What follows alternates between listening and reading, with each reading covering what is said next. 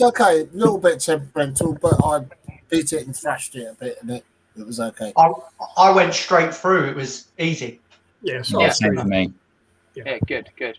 Well, yeah, lads, tonight's topic was essentially around what we thought of the season so far. I mean, we look like we might miss out on the playoffs now, but you never know. Don't want to be too negative, but I think the question was around: do you think you can say that this season has been a success as a whole, or do you think missing out on the playoffs has kind of, I suppose, dampened the mood a bit? Cole, I'll let you start, mate. Yeah, I mean, obviously, there's a lot of emotion. And I think the emotion is really built around the fact that we started so poorly last season. In January, there was a lot of calls for the heads for Warburton. We brought in the loan players. We finished very, very strongly at the end of last season. We signed literally all the loan players to permanent, and there was just high expectations we could carry that on, and we did, and we played some fantastic football. We got some great results. Going November, December, Jan, I thought, well, I don't think we're not going to do top two. I mean, that's Fulham and Bournemouth, but I thought, yeah, we'll. I personally felt we're punching above our weight, but we make the top six. So I think that's been the emotional part, the sudden drop off, and people can't quite, apart from the fact we're playing poorly, they can't put their finger on it. Players went away to the AFCON, the goalkeeper crisis. I mean, how unlucky was that? Players losing form, key players like Willock out for the season. And suddenly, we're falling off a cliff.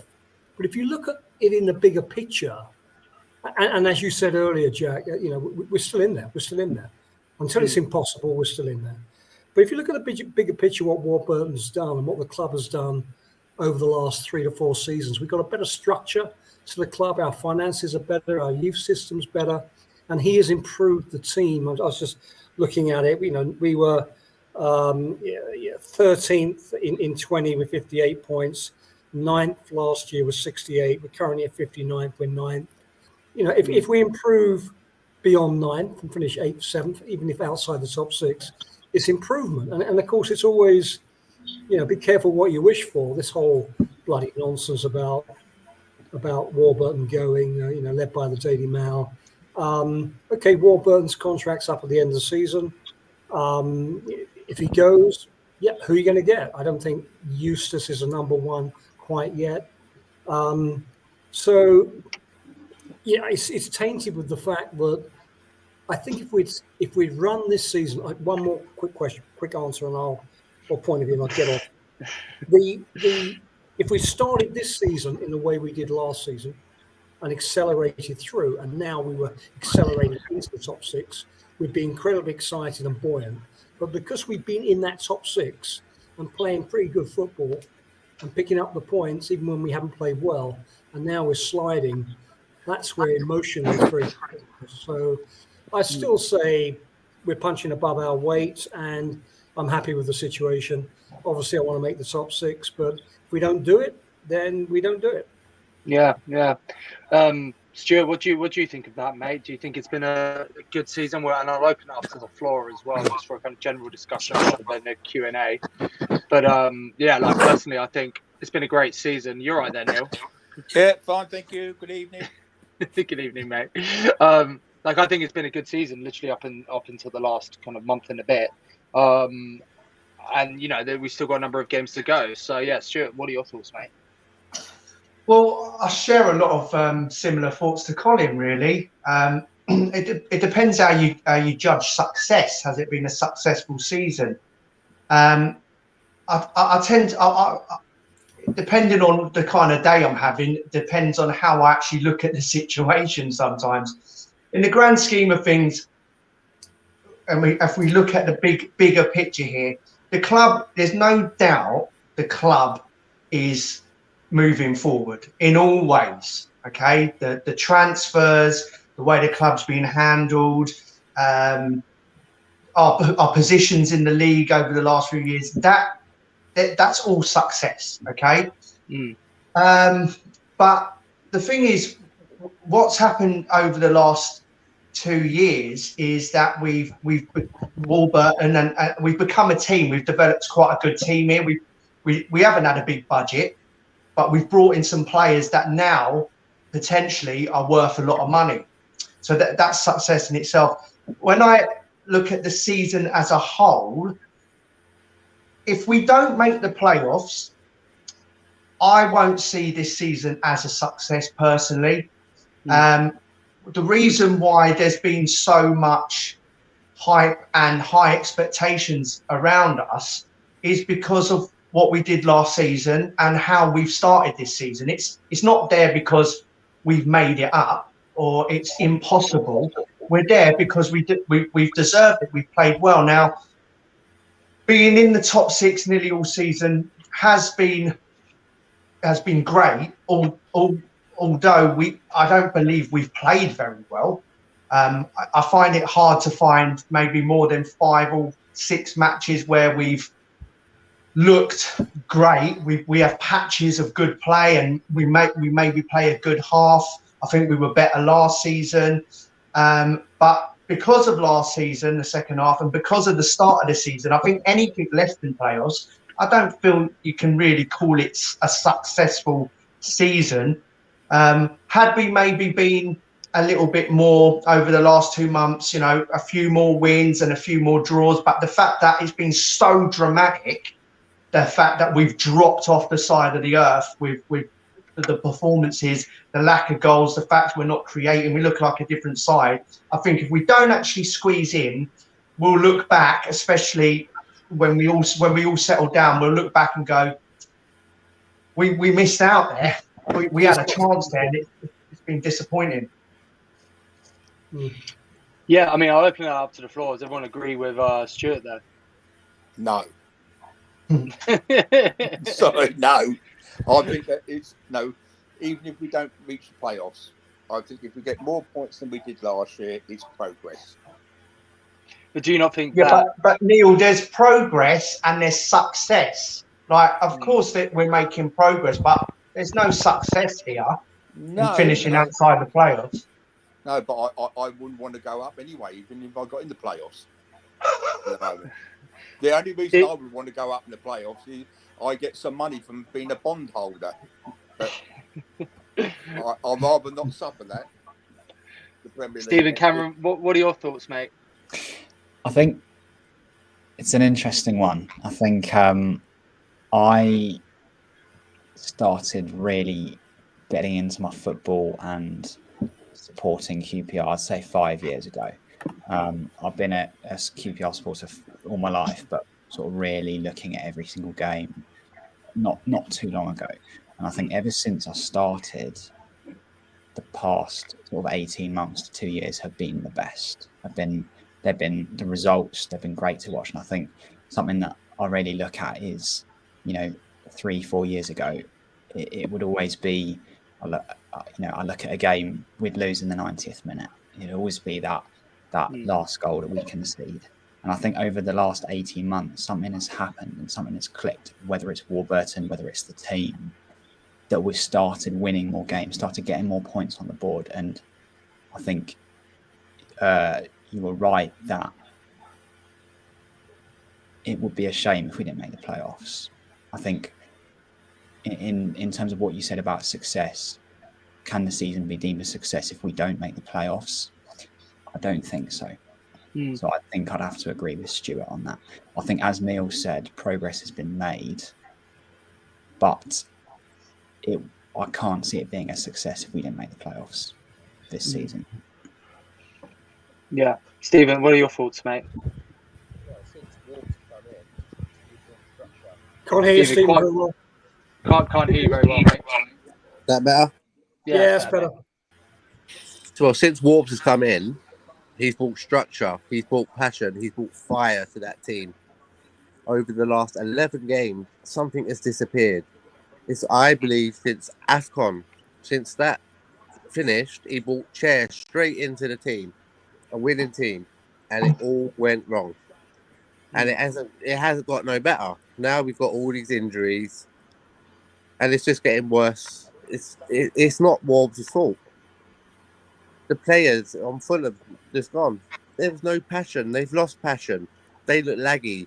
There's no fire in their bellies. They don't want to play for that shirt. So I don't know. He's got everything there as a team. Like Cameron said, 18 months, 2 years. He has brought that team back in to being a QPR team. Not all these old people that want to have a last paycheck. Yeah. He's brought players in from his loans, and they want to play. But then looking at it over the last 11 games, where he's brought Sanderson in, Hendrick, how does the other players feel? They was in a winning team. Yeah. I mean, it's interesting, right? And Kevin, I'll let you say something in a minute, mate. But it seems like since we brought those loan players in and Afcon, which was the same time roughly. I mean, Hendricks he's brought nothing to the team, passing sideways. And then Sanderson as well has been an absolute liability. And I don't know if that's upset the dressing room. Like, Kevin, what do you think, mate? But I was looking at the team on Saturday, and I thought when Dave Thomas was talking at the start of the season, asking about where we'd all get in, and I thought I'd be happy if we scraped into 6th place somehow or other, but, by however means. But if you look at the enormous squads of Bournemouth and Fulham, Forest and Middlesbrough, Bournemouth have a hiccup and they bring in Nat Phillips, the Liverpool centre half, who played instead of Van Dijk most of last season. And then Fulham get a little bit twitchy about fullbacks, so they bring in Nico Williams from Liverpool, one of the best outstanding youngsters in the country. Forest, Brennan Johnson. These guys have got squads of, well, they could probably put out 3 Championship teams between them. But I think, it's been very disappointing what's happened in the last sort of half a dozen games. But when Warburton came in, he brought players in, Masterson, Ball, I think there was a keeper called Kelly, the Scottish lad, all free signings. And we cobbled together some youngsters, got Pugh and a free from Bournemouth for a while for a loan. And really, I mean, I was as frustrated as you guys about what's happened the last 6 or 7 games, but I think we've done amazingly well to hold on as long as we have against squads the size of the Bournemouths and the Fulhams and the Forests and the Middlesbroughs, not to mention Sheffield United squad. I think when it comes down to this stage of the season, if you've got those extra sort of 4 or 5 players who are pretty much first team, instant selections that can come straight in for injured players or tired players, this is when it really makes a difference.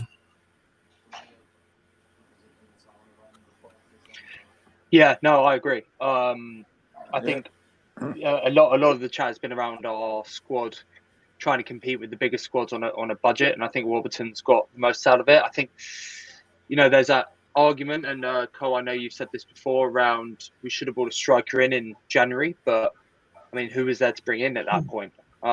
Easier said than done, yeah. Yeah, exactly. And I mean, you could look at the likes of West Brom as well, who have a big squad. I forgot about them. Sorry. Yeah, big squad, big name players, but they're not going to get promoted this year.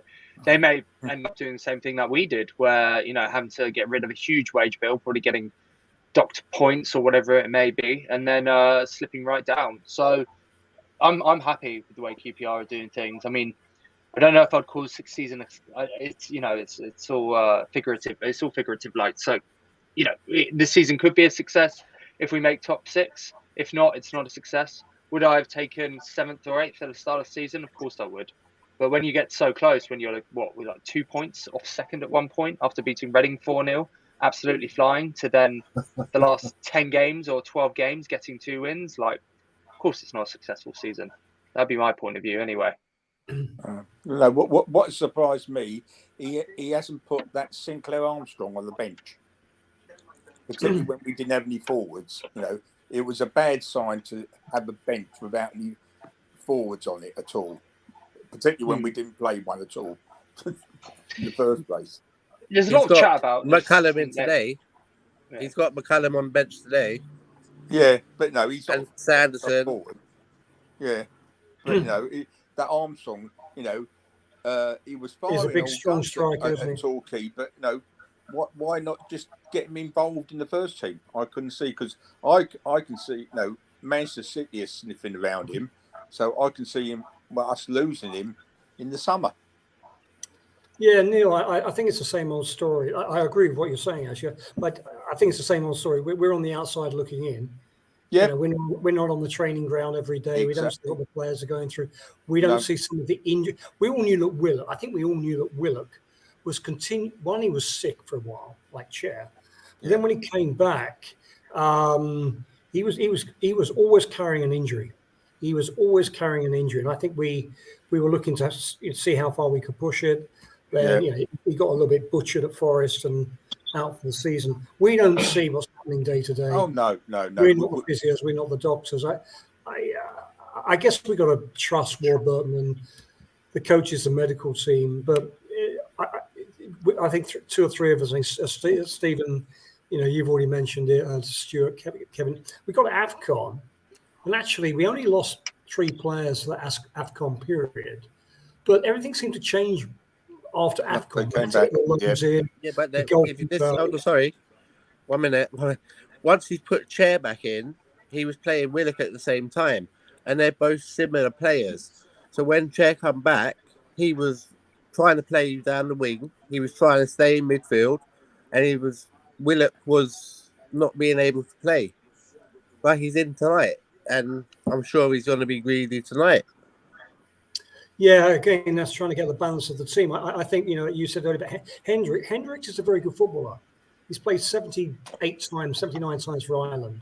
He's played Premier League level. He's a good player. Did we need another midfield player? Not really. He's put him in, and I don't know what his role is, especially when he's been playing with Johansson, played well off each other. But we completely, and he's changed the back three recently. Barbet has been outstanding, I think, and he's got that lovely sweet left foot. And then he left him out. Would say it's that sweet. I've seen him taking corners, but yeah. No corners. No. He had a few good Hendrick diagonals. got man of the match for Belgium, Ireland against Belgium. I watched the game. He played in the centre, and he played every ball forward. It's interesting when you watch him playing in the position he's really comfortable with. No Johansson next to him. He's a different player. Well, we may see that tonight then. Yeah, he looks like he's straight in the middle tonight. I mean, it'd be interesting to see how it works tonight, because, I watched the game and I thought, this will be interesting how Hendricks plays for Ireland against Belgium.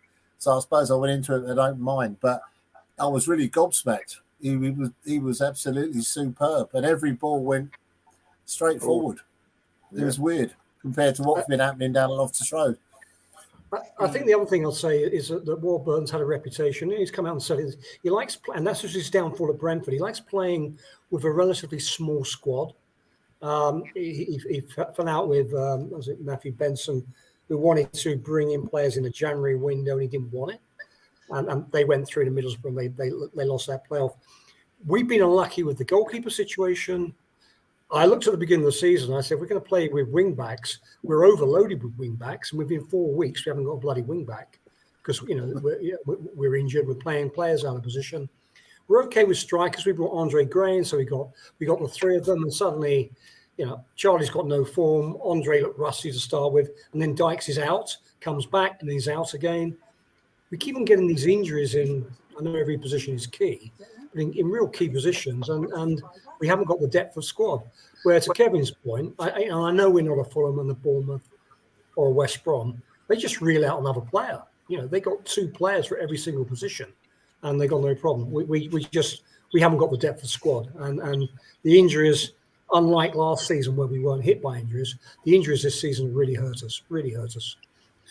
Yeah, it seems like if you take Willock out of the team, unfortunately, it looks like we're almost a one-man team, because we really lack that creative spark in the final third. I think once our defence kind of have got the ball, going forward at any type of pace seems to be a real issue. So it sits in midfield, comes back, and there's no outlet without Willock. You've got Chair, but he just seems to be so off the mark at the minute.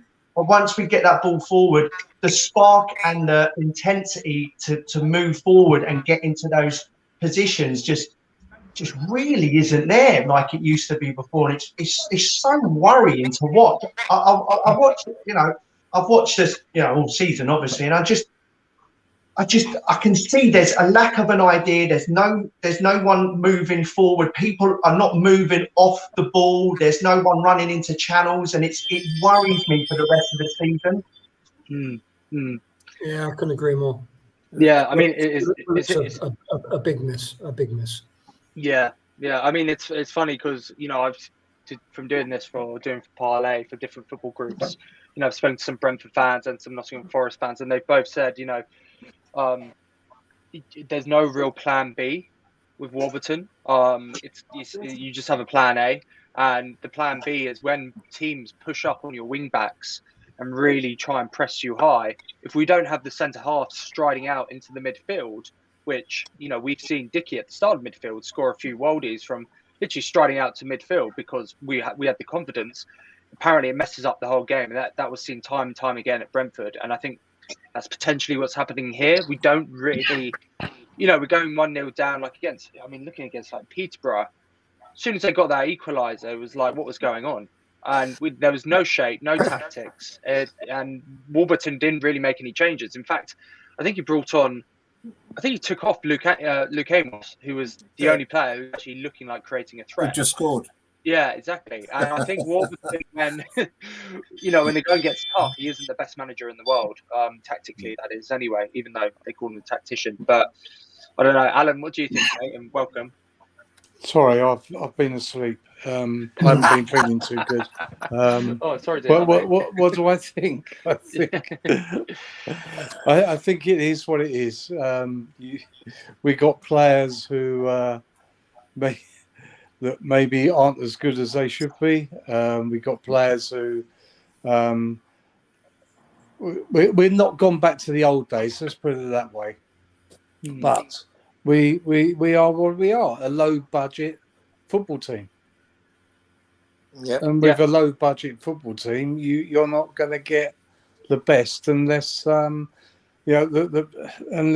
you spend seriously big money. And I don't think we should start going back to the old days of we buy 12 players in a January window. What disappoints me more than anything is that we haven't got the aggression. We're a very nice team. We're all nice chaps. There's no real aggression there. Probably the only person you see with any aggression is probably Charlie Austin, and that's because he's played in the Premiership. He knows what it's all about. If you understand what I'm saying. But generally speaking, if you look at the game on Sunday, wasn't it? Fulham. Within 5 minutes, you got Mitrovic is in the face of the referee. Reed is in the face of the referee. There's that aggression which, over the course of the season, makes a big difference. And I don't think we've got that. We are very nice chaps, as they say. Yeah, I think Warburton even alluded to the fact that we're too nice. He said it after a couple of games that we lack a little bit of that. He's playing tonight. Yeah. Pardon? No, Thomas. No. Yeah, if you On the bench. So, if you look at the Warnock team, you got Sean Derry, who would probably chop your legs off with his left wrist. You got Clint Hill, who'd chop your legs off with his right wrist. Joey Barton came along. There were players there who, that's what you need. You need that aggression, and we just, as I say, I think we're too much of a nice team. You see it week in, week out, and it affects the team. It affects the results at the end of the day. And we never get any decisions from the referee because we're so nice. Yeah. Look at, as you say, Alan. Look what Fulham got after a couple of minutes. Mitrovic gets away with it. Wallace gets booked. Yeah, exactly. Mitrovic gets left on his arse when he scored from the ref. Yeah. Yeah. All went downhill from then. Yeah. Well, Well, it's lads, interesting. Just going back to that Warnock side, because I looked at that Warnock side with kind of rose-tinted glasses because we won it. We had Tarab and brilliant players, but a lot of people I know who support not just South London clubs, but clubs up and down the country. When you talk about that Warnock side, they said, "Oh yeah, QPR, what a dirty side they were when they won the championship." What? They said, yeah, the first 20 minutes, they'd kick everybody, that fall in, that help us with his elbows. And you know what? When you look back on it, a lot of the early parts of those games, we were so physical, and then we said, right, now we can play because we stamped our authority on the game. And if you look at that back four, and you look at Gawks and Connolly, Bradley on, obviously when Walker played, Clint Hill, we had a lot of physicality throughout that team. And I've forgotten about that. And they were always around the referee. And You've got to do it in a championship. oh, absolutely. And we haven't got that. We haven't got that, unfortunately. No. exactly right. Well, lads, it's 7:30, so I don't want to keep you much longer. I'm going to ask you one last question each. That question is, do you think we'll finish inside the top 6 this season? Just want a yes or no answer. Cole, I'll go with you first. Or Stuart, I'll go with you first, seeing as Colin, you're not answering. Oh, sorry. Oh, I'll do it really quickly. Unfortunately, no, I don't think we will. Okay, Stuart? No, I don't. If I'm honest, I don't. Okay. Kevin? Yes. Thanks, Kevin. Needed some positivity in it. No, I'm joking. Alan, you're next, mate. Yeah. Ever optimistic, yes. Nice. Neil? Win tonight, yes. Stephen? Yes, if they got their fire and passion back. Okay, nice. Cameron? No, unfortunately. All right, lads. All right, well, yeah, thanks everyone for joining. I'll post it on the group Sorry, afterwards. I was late. No, you're okay, Alan. Same time next week, fellas. I'll probably going to have like a historical topic next week, something which is a bit more around kind of history, maybe like best game you've ever seen live or best player you've ever seen. Or we've already discussed that, to be fair, but something along those lines, and we'll do that. Leeds United. What about Something best like that, away mate. performance? Yeah, we can It's do a that, long way. sure. It's a long Yeah. time ago. Yeah, okay. And it won't be Middlesbrough away. No, exactly. Yeah. All right, Yeah. fellas. Yeah. Cheers, lads. All right. Great. Cheers, Okay, guys. cheers. Cheers, mate. Fingers Thank crossed you. tonight. Take care, Cheers, everyone. guys. Cheers. Bye. Take care, everyone. Can't you ask?